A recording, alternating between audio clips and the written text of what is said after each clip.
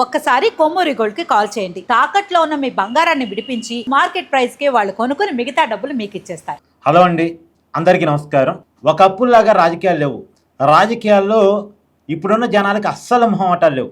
ఒక నాయకుడు నచ్చలేదంటే ఆ నాయకుడు పార్టీని ఓడించడం మాత్రమే కాదు, ఆ నాయకుడు ప్రభుత్వాన్ని దించేయటమే కాదు, ఆ నాయకుడిని ఎమ్మెల్యేలుగా కూడా ఓడిస్తున్నారు.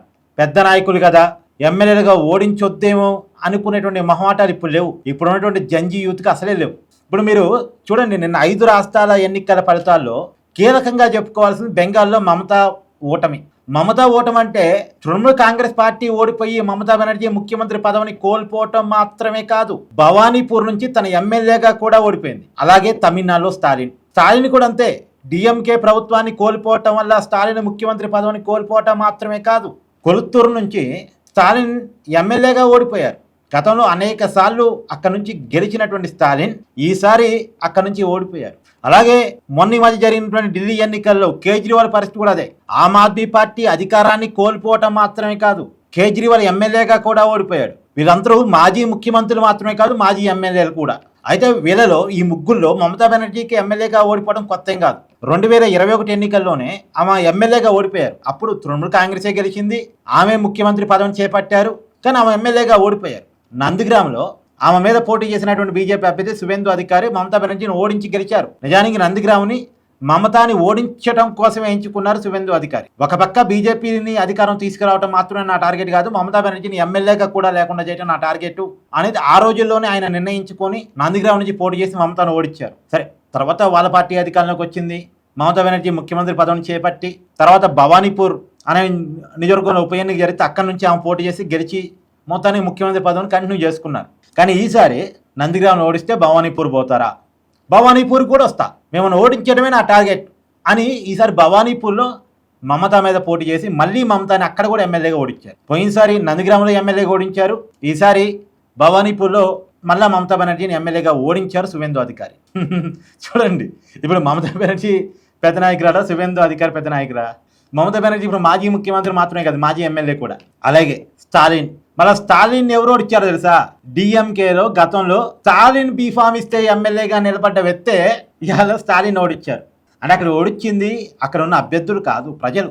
మీ పరిపాలన బాగలేదు, మీ నాయకత్వం బాగలేదు, మీ ఆలోచన బాగలేదు, మీ పద్ధతి బాగలేదు అని వాళ్ళని అధికారం నుంచి దించడం మాత్రమే కాదు, వాళ్ళని ఎమ్మెల్యేలుగా కూడా ఓడిస్తున్నారు. ఏమాత్రం మొహమాటం లేదు. మీరు పెద్ద నాయకులు కదా, మీరుంటే మా నియోజకవర్గానికి పేరు వస్తుంది అని అనుకోవట్లే జనాలు. ఒకప్పుడులాగా లేరు. కొన్ని బాండింగ్స్తో పక్కాగా ఫిక్స్డ్గా పార్టీకి గుడ్డిగా మూర్ఖంగా పిచ్చిగా కట్టు బానిసలాగా ఉండే పరిస్థితులు ఇవాళ యూత్కు లేవు. ఒకప్పుడు ఏంటంటే ఒక పెద్ద నాయకుడి నియోజకవర్గంలో కట్టు బానిసలుగా ఆ నాయకుడికి ఆ పార్టీకి ఉండే వాళ్ళ జనాలు. ఇప్పుడు ఆ కట్టు బంధాలు ఏమీ లేవు. ఆ నాయకుడు బాగా పనిచేస్తే గెలిపిస్తున్నారు, నాయకుడు బాగా పనిచేయకపోతే ఓడిస్తున్నారు. సో ఇది పెద్ద నాయకులకి ఒక రకంగా ఇబ్బందికరమైన రాజకీయ పరిస్థితులే. ఇప్పుడు నేను చెప్పిన ముగ్గురు చిన్న నాయకులు కాదు, జాతీయ రాజకీయాల్లో చక్రం తిప్పే నాయకులు. మమతా బెనర్జీ 15 సంవత్సరాల ముఖ్యమంత్రి, భారత రాజకీయాల్లో ఆమెకంటూ ఒక కీలకమైన రోల్ ఉంది, జాతీయ రాజకీయాల్లో చక్రం తిప్పారు.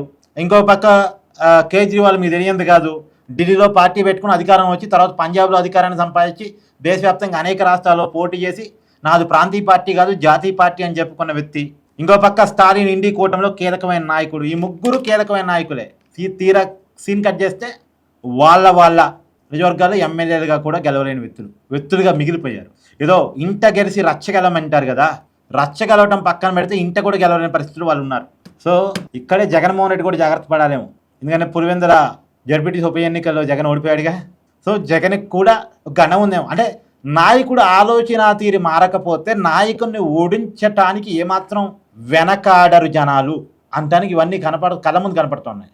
ఇంకా జగన్ తన కోట ఏం కాదు పులివెందుల, మమతాకి భవానీపూర్ తన కోట. అంటే తను ఉంటే వల్ల ఆమె అక్కడ గెలవగలిగింది. తన కోట, తన పార్టీ కోట. తన పార్టీ అన్న మళ్ళీ తనే. తృణమూల్ కాంగ్రెస్ అంటే మమతా బెనర్జీనే కదా. తర్వాత స్టాలిన్కి కొలుత్తూరు ఆయన కోట. అలాగే కేజ్రీవాల్ ఆయన కూడా ఆయన సొంతంగా నిర్మించుకున్న సామ్రాజ్యం ఆమ్ ఆద్మీ అనేది. ఆయన ఎమ్మెల్యే గెలిచింది ఆయన సామర్థ్యంతోనే.